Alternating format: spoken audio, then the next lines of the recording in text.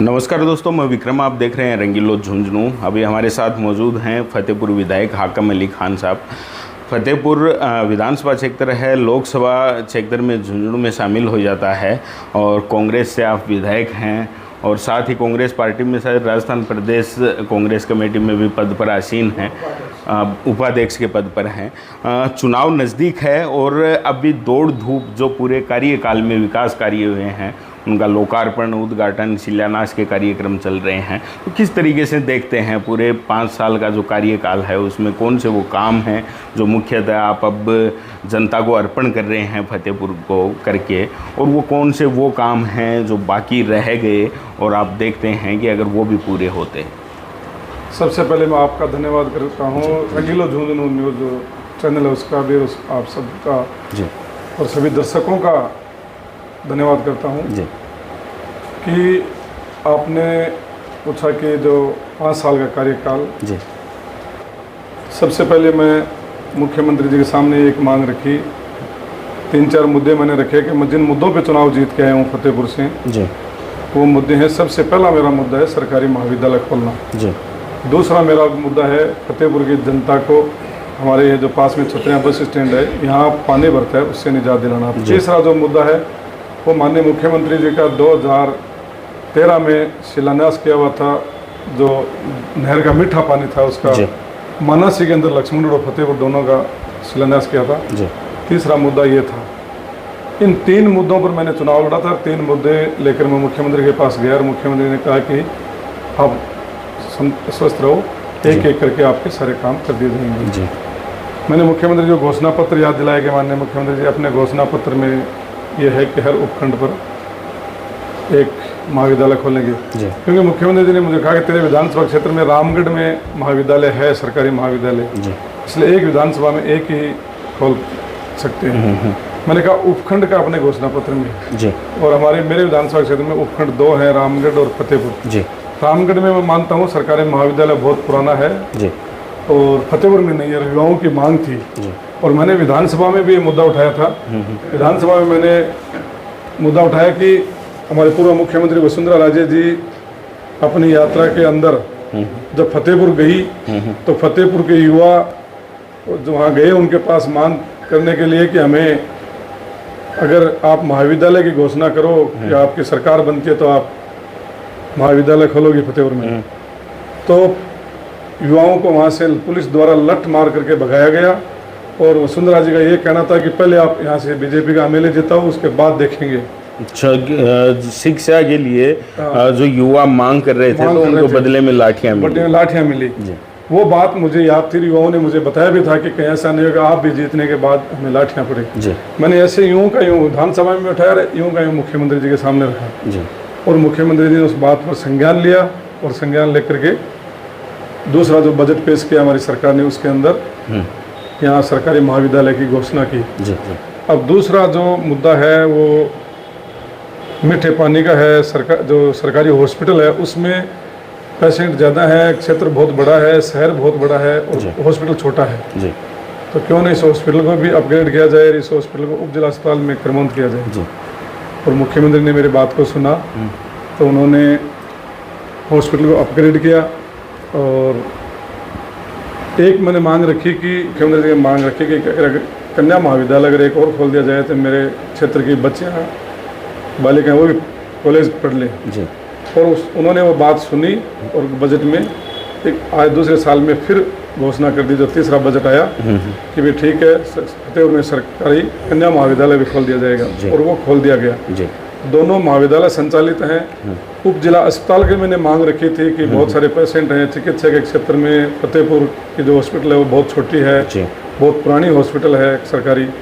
मुख्यमंत्री जी ने सुन करके उसका भी घोषणा की बजट की में कि भी फतेहपुर को उप जिला अस्पताल बनाया जाएगा और उसको भी उप जिला अस्पताल में क्रमोन्नत करके वहाँ पोस्टें दे करके आज की तारीख में 28 डॉक्टर यहाँ फतेहपुर की उप जिला अस्पताल में बैठते हैं और खूब लोगों को चिकित्सा की सुविधा मिल रही है। इसके बाद मैंने मुख्यमंत्री जी को यहाँ फतेहपुर बुलाया एक कार्यक्रम में, ग्रामीण ओलंपिक टूर्नामेंटों का ओपनिंग थी, उसमें कोटिया गांव ग्राम पंचायत है वहाँ पर, तो वहाँ के लोगों की मांग थी कि हमारे यहाँ चिकित्सा के अंदर पीएचसी खोल दी जाए जी। मुख्यमंत्री जी। तो अच्छा, तो मैंने मुख्यमंत्री जी से मांग रखी कि यहाँ कोटिया ग्राम पंचायत बड़ा गांव है, नेशनल हाईवे पड़ती है, यहाँ रोज़ एक्सीडेंट होते हैं, तो एक यहाँ पीएचसी खोल दी जाए तो हाईवे पर एक्सीडेंट होने वालों को फर्स्ट एड जल्दी मिल जाएगी। गांव के बड़ा गांव है, आसपास में बहुत गांव है, उनको भी सुविधा मिल जाएगी। और मुख्यमंत्री ने तुरंत प्रभाव से वहाँ एक पीएचसी खोल दी। उसके बाद मुख्यमंत्री जी फिर आए प्रशासन गाँव के संग अभियान में, मुझे मैसेज किया कि फतेहपुर का कोई प्रोग्राम बनाओ। तो मैंने गारिंडा गांव का प्रोग्राम बनाया। और गारिंडा गांव में पहले हमारे ही सरकार में अशोक जी गहलोत मुख्यमंत्री थे, दुरू मियाँ जी चिकित्सा मंत्री थे, मेरे बड़े भाई यहाँ से बावरू खान जी एमएलए थे, उनके टाइम में ये पीएचसी खोली गई थी। तो गारिंडा गांव के लोगों की मांग थी, आसपास के लोगों की मांग थी, मैंने भी मुख्यमंत्री साहब ने मांग रखी कि इसको सीएचसी में क्रमबद्ध कर दिया जाए। ये मरहूम आलम अली खां का गाँव है, आलम अली खां यहाँ से 2 बार विधायक रहे हैं, तो उनके नाम पर यह सौगात दे दी जाए। और मुख्यमंत्री जी ने उसकी भी वहाँ घोषणा कर दी कि यहाँ सीएचसी खोल दी जाएगी। और वो सीएचसी आज मतलब कहा यह जा सकता है कि आपने सीएम को अपने क्षेत्र में बुला के जनता को सौगातें दिलवाई। बिल्कुल, जब मुझे जरूरत समझी मैंने कोई काम कराने की सीएम को बुलाया, जब मुझे जरूरत समझी मैं वहाँ जाकर सीएम से मिला। तो फिर गारिंडा पीएचसी को सीएचसी में क्रमबद्ध कराया। मैं मिला सीएम से कि भाई मेरे क्षेत्र में 4 दिशा हैं, 3 दिशाओं में पीएचसी सीएचसी खुल चुके हैं। एक दिशा ये साइड सालासर साइड की बन रही है, उसमें अगर आप सीएचसी खोल दो तो मेरा विधानसभा क्षेत्र पूरा कवर हो जाएगा। चारों दिशाओं में 4 सीएचसी हो जाएंगे, फतेहपुर में उपजिला अस्पताल हो जाएगा। तो चिकित्सा के क्षेत्र में फतेहपुर विधानसभा क्षेत्र अग्रणी हो जाएगा। और मुख्यमंत्री जी ने माननीय बीबीपुर में सीएचसी खोल दी। जहाँ जहाँ भी हमारे मुख्यमंत्री ने घोषणा की वहाँ तुरंत प्रभाव से उन्हें पोस्टें दे करके और तुरंत प्रभाव से डॉक्टर लगा करके, नर्सें लगा करके और उनको धरातल पे ला दी। आज CHC Garinda, CHC Bibipur, CHC Ramgarh, CHC road Sahabsar, CHC Beswa, सब पे पूरा स्टाफ है और सारी चिकित्सा की सुविधाएँ मिल रही हैं। चिकित्सा शिक्षा के क्षेत्र में 2 कॉलेज खोल दी, एक आवासीय अल्पसंख्यक विद्यालय खोल दिया जिसका अभी काम शुरू हुआ है। उसका 40 करोड़ रुपए का बजट आवंटन करके और उसकी शिलान्यास कर दिया और उसकी भवन का काम चालू है। और आवासीय विद्यालय है वो एक प्राइवेट किराए के भवन में अभी संचालित है। दोनों कॉलेजें चल रही हैं, उपजिला अस्पताल चल रहा है।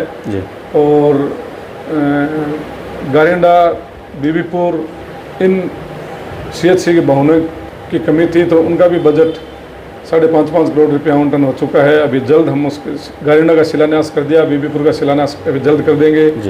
फतेहपुर उपजिला अस्पताल है, उसके भवन के लिए 44 करोड़ रुपये सैंक्शन हो चुके थे, लेकिन ज़मीन का अभाव था। तो मैं कृषि मंत्री से मिलकर के, और हमारे यहाँ कृषि उपज मंडी की एक ज़मीन पड़ी थी हॉस्पिटल के लगती, तो उसको आवंटन करवा करके और अब जल्दी उसमें उपजिला अस्पताल के एक शानदार 4 मंजिला भवन का शिलान्यास करेंगे।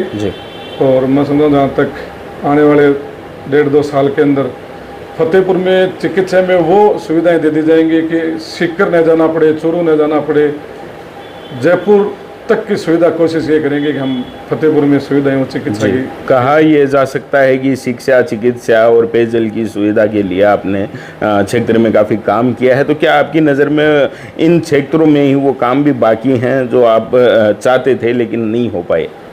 देखो, काम की बात यह है कि विकास कभी रुकता नहीं है। आप जितना विकास कराओगे जनता की अपेक्षाएं बढ़ेगी और जो आबादी बढ़ती जाएगी, आप ये मानोगे भारत पहले 80 करोड़ का देश था, फिर 90 का हुआ, फिर 100 का हुआ, आज की तारीख में मैं समझ रहा हूँ 130-135 करोड़ का भारत देश है। तो जो आबादी बढ़ती जा रही है, जो विकास की जरूरत पड़ती है और जो पूरे वर्ल्ड वाइज ग्लोबलाइजेशन जब डेवलपिंग होता है तो लोगों की उम्मीद बढ़ती है कि हमारे क्षेत्र का भी डेवलप हो, हमारा शहर डेवलप हो, हमारा गाँव डेवलप हो, हमारे यहाँ अच्छी शिक्षा, अच्छी चिकित्सा, अच्छी सड़कें, अच्छी लाइट, अच्छी पानी की सुविधाएं मिले। तो वो एक साथ हम पूरी नहीं कर सकते, लेकिन जो हमें मौका मिलता है यूँ जो हम करते जा रहे हैं।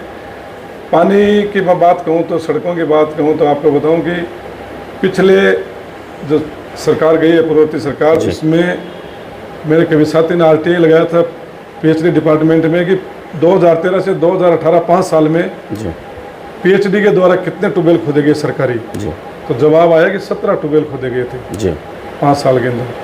और उसने सवाल लगाया कि 2018 से लेकर के 2023 मार्च तक कितने ट्यूबवेल फतेहपुर विधानसभा क्षेत्र में खोदे गए। जी तो मुझे बहुत ही अच्छा महसूस करता हूँ मैं कि मैंने 172 ट्यूबवेल खुदवा दिए इन 4.5 सालों के अंदर। जो बीजेपी का जो कार्यकाल था उससे कई गुना, उसमें 17 थे जी। और मैंने 172 ट्यूबवेल खुदवा चुके जी और मैं आचार संहिता से लगने पहले जी 200 का आंकड़ा पार कर दूंगा कि फतेहपुर विधानसभा क्षेत्र में 200 ट्यूबवेल नलकूपों का खुद करके जी। और पानी की अच्छी व्यवस्था हो जाएगी।